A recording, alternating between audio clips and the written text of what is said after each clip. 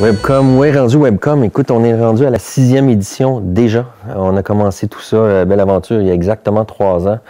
Et 6e édition, je te dirais probablement la plus prometteuse.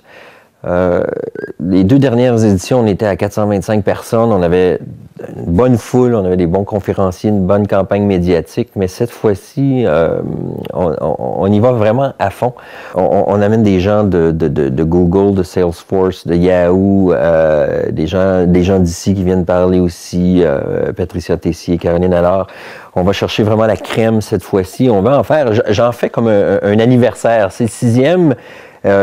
On dit souvent que dans l'événementiel, ça en prend 5 pour dire on passe ou on casse. Je crois, moi, sincèrement, que Webcom est passé.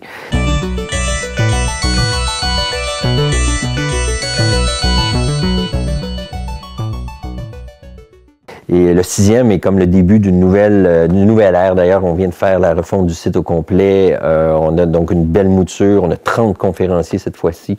Encore des parties gratuites. Je crois qu'on atteint bien l'industrie. Là, on aimerait rejoindre plus la PME, les gens qui le consomment.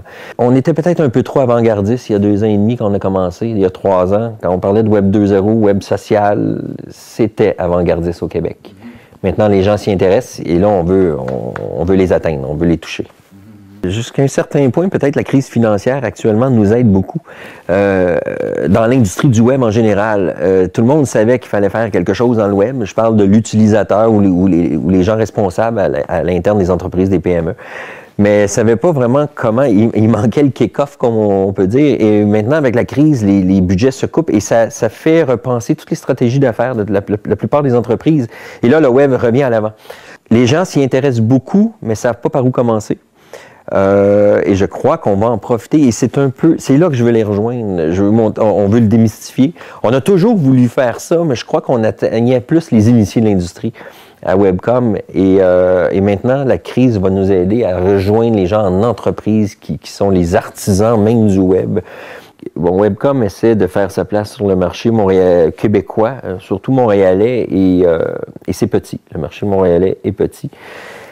Et malgré qu'il y a des personnes qui sont prêtes à payer 2000 $ pour aller à San Francisco, ils ont des difficultés à payer 495 $ pour venir à Montréal, alors qu'il y a 30 conférenciers. C'est la plupart du temps les mêmes conférenciers, ou du moins du même calibre.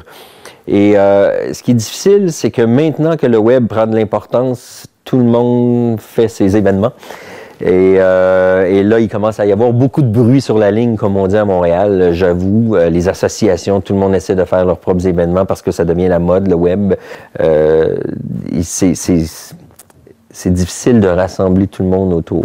Mais c'est un bel événement Webcom. Webcom rejoint quand même l'industrie. C'est de faire le mariage entre l'industrie et le commun des mortels dans les entreprises qui veulent savoir, qui veulent connaître. Ça a sa formule, mais il faut la faire connaître. Il y a beaucoup de monde,